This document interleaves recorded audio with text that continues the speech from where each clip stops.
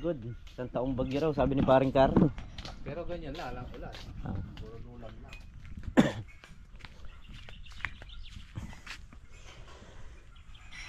Ambon-ambon lang.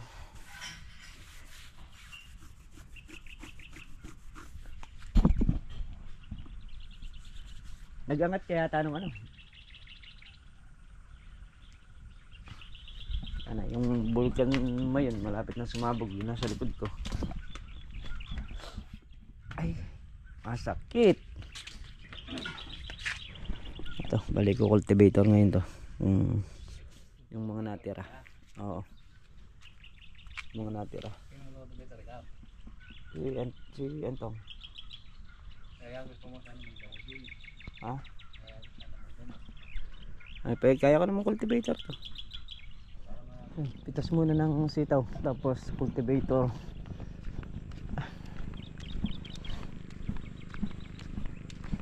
Lalakarin din natin yung ampalaya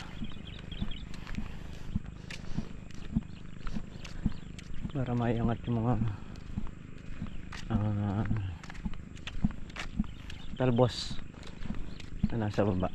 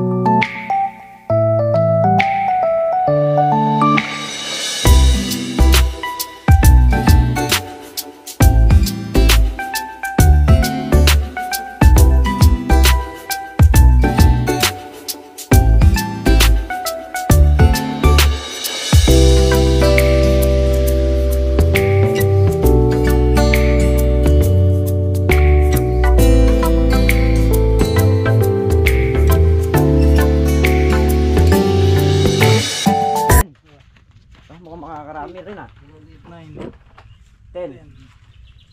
11, 12, 13, 14, 2, 4, 6, 6. 2,000. 24 na boss. Oo. Mata sa segunda. Ilan ba yung segundo na ka na? 6. Nung nakaraan ba ilan? 20 ano? 6, 1, 17. Ngayon nila. 20. 24 na eh. 24. Boss, tuloy mo na. Sige. So ayan, naka 20 yung mahaba, naka 4 yung maigsi. Maambon mga trop. So talagang ilang araw na yan ang ganyan ng panahon, umaambon.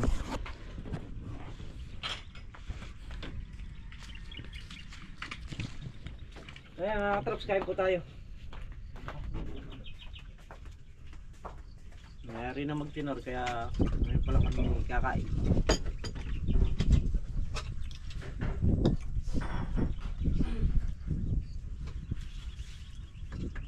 Talbos ng kamote, itlog sa katuyo. Mukha mo akong talbos. Na-spray pala no. Ayun. Kaya dito ah. Nakakuha na ba dyan? Dito. Talbos. Ang ulam, magpapakuha si Bebang. Talbos ng kamote? Hindi, pala yan. Kaya nga. Hindi, kasi nga ba yan?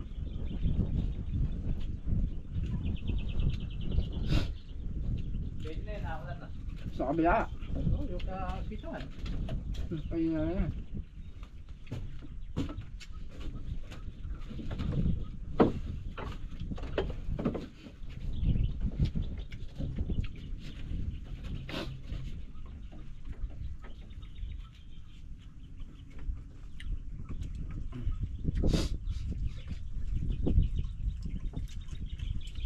Nakabukas ang ano ngayon, Delta kasi malakas, lumalalim yung ilog. Mga nanggagaling na sa itaas. Kaya yung ilog ngayon eh, maano na naman, magupgup. Kailangan yung makina suporta ang iahon. Lalim na natin naman. Lalim mo na sa akin eh. Ha? Lalim mo na dito sa akin. Kaya nanggagaling na tubig sa taas. Kaya po ng jet eh. Nagagaling na sa taas. Ang agahin. Pagka nagkasabay lang yan, agad malalim yung ilog. Mga ulan dito, may sa taas. Dali malalim yung ilog. Alam mo, maghapon nakahapon ganyan. Yun pa rin yung tubig.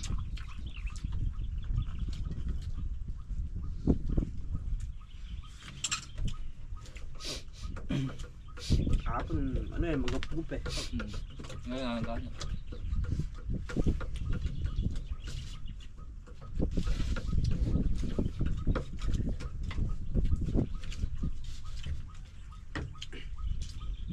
Patay na naman yung tanim sa kabila niya.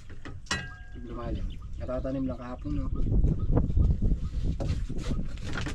Yung mga tubig, di akit tubig niyan. Hindi mo nakit tubig, hindi nalay tubig niya. Mga akit kabila, di mo nakit. So yan, mga katrops, tayo bibili ng bibili ng gas.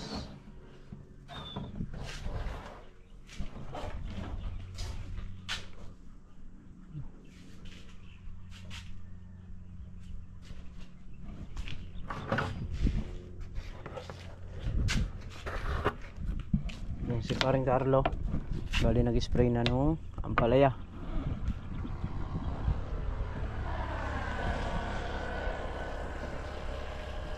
Tayo naman gaan na cultivator. Yan, panahon hindi maintindihan, andong umaraw, andong umulan, pero dahil mahina lang naman, papasukan natin ng cultivator itong mga to. Yan, nakabili tayo ng gas at tayo cultivator na dahil nayari ng pumitas, nayari na rin maitinor.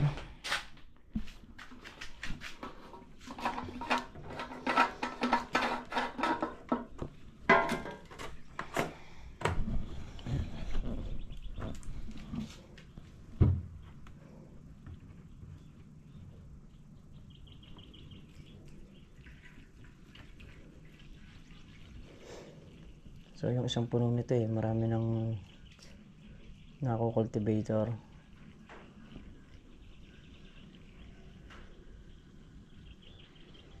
Si Meltong Vlog nagtataas nung nung talbos ng ampalaya, habang si paring Carlo naman ay nag-spray.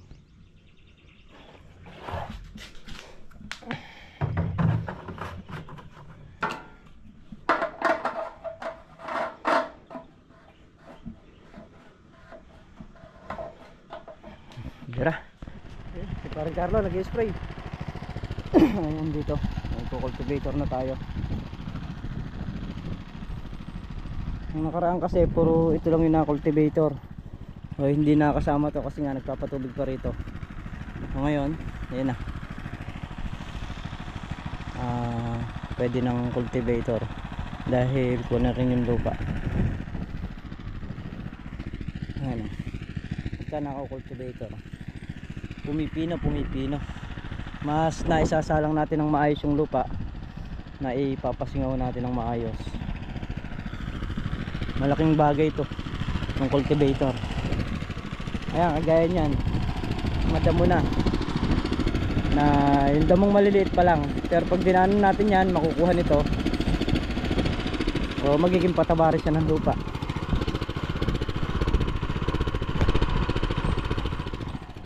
Ayan, nag-aberya pa yung makina, yung satian niya, parang may sinabitan sa loob. Ayan. Check muna natin, check muna. Palimitan talaga sa mga Robin. Ayan, yung makina na di sa ating automatic.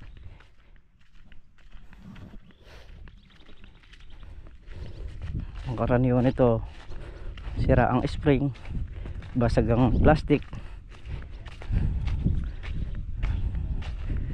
Ito yung kung ano, pag naputol spring nito, syempre kukuha yung plastic, bubuka o sasayad naman habang umaandar. Yun ang nagiging ko ng satian.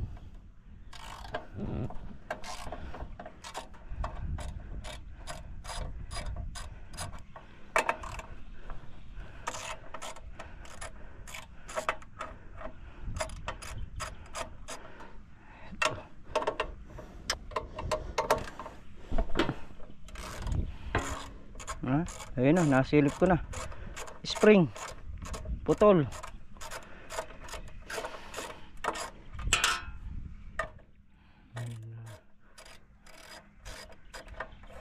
Putol yung spring. Ayun o, nakaluwa. Lumuwag pa lang, nakita na kagad o. Ayun o, ito yung spring. Araw.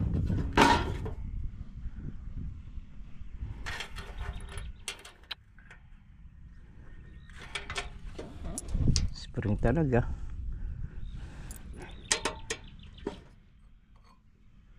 Yan o.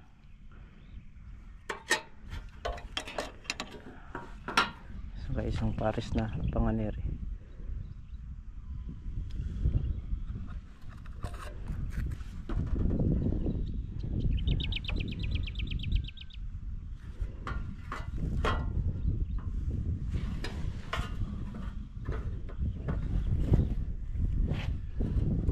Yun.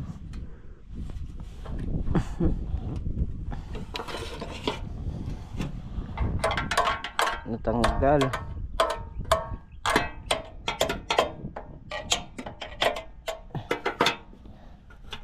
Pumasok sa loob. Buti hindi kinain oh. Hindi kinain itong plastic. Kung hindi, ano din to, malulusaw din to.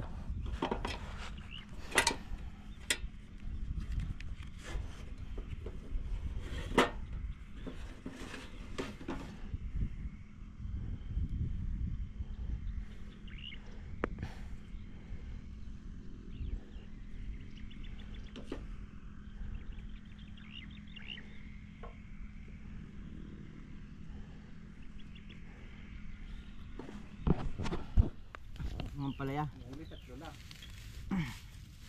Wala pa pala sa duty ko. Kasi isang tudlin pa yung dala ko nun. 10. Uubos. Lahat ng niya, mahangin naman. Mga leting.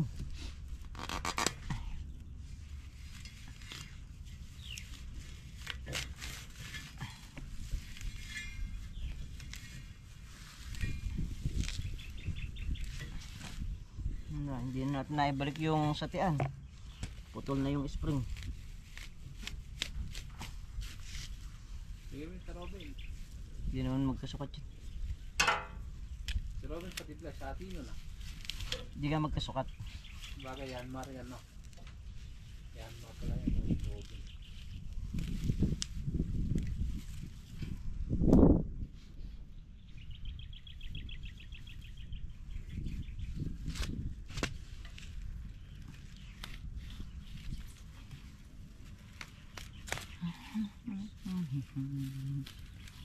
Daming ano, daming sukal. Di ka pwede sa ano yan, pre, yung tinutubigan mo kasi dadaan mo yan. Ay hindi, Di obra. babaon. Yan yan. Pang danang na eh. Ginawa mong panlinang na eh. May bala naman yan ah. Hindi pwede yung pre, pagka May panglinang na bala yan, ah. nilinangan mo may tubig. Yung panlinang na bala. Yung ano, yung bilog na gano'n. Oh, sige, ilagay mo yung goma. Ano, roroto? Yung goma. Yung ano niya? Yung sinasabi mong balang gulong. Yung bilog dito. Anong Yung bilog na bilog na gano'n. O kaya nga, o sige, ilagay mo yun. Saan mo Oh. ilalagay? Diyan nga sa kabila na yan. O, tatanggalin mo to. Oh. Tatanggalin mo to na. Oh. Tatanggalin mo yung dalawa na yan. Tapos yung gulong ang ilalagay mo, o ano, magroroto. Ay, hindi ba yun nakakapag ano doon?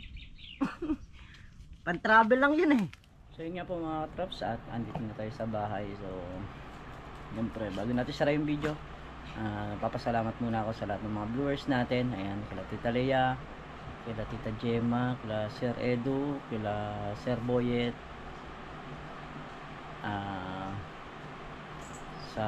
kay Brad Talong, kay Sir Alexander Diamante, kay sa lahat-lahat po, kay Ma'am Marites Sabado. Ayan, so yung iba po hindi ko na rin gaan matandaan. Ayan, so maraming salamat po. Sa lahat po uli ng gustong mag-avail ng mga paninda na terno, bedsheet, ayan, marami pa po rito. PM na lang po kayo sa Miguelito Katrops. At sa mga naghahanap po ng lote o lupa na may bahay na gustong mag-invest, meron po tayo ngayong mga pwedeng i-vlog na mga lupa. So syempre ako naman po, hindi ko naman po ilalagay sa alanganin yung bibili, dahil ayoko po nung sa bandang huli masisisi tayo. Gusto ko rin po na pag bumili sila maayos at saka yung safe, yung hindi mga nalulubog na lugar. Kasi kung minsan may mga nagpapablog sa atin, pagka alam kong lubugin yung lupa, tamang ibablog ko pero hindi ko naman na ina-upload. So ipapost ko yun, pwede yun, ipapost ko lang sa magkagusto. Pero pagka dun sa mga talagang gustong bumili, sa mga siguradong buyer na magpi-PM sa atin, lalagay ko rin po sa ayos yun. Ayan, kay Sir Jimmy Relucio, ayan. Saka kay Sir Jun, ayan, shoutout po. Sir Jun Relucio, shoutout po sa inyo. Mag-iingat po dyan. Medyo matagal-tagal na rin din nalilibot sa bukid, no? Hindi ko pa rin natitingnan yung kalamansi na nagpuro tinik daw eh. So hindi natin alam kung kalamandi rin yung tumubo o kung pinaka puno ng kalamansi, kasi dalawang klase nga po yun. Yun po yung nagbubulugan na nagpupuro tusok. Ayun. So muli mga katrops, at thank you po sa inyong lahat. Mag-iingat po kayo palagi. Sanan po kayo natin. Bye bye po.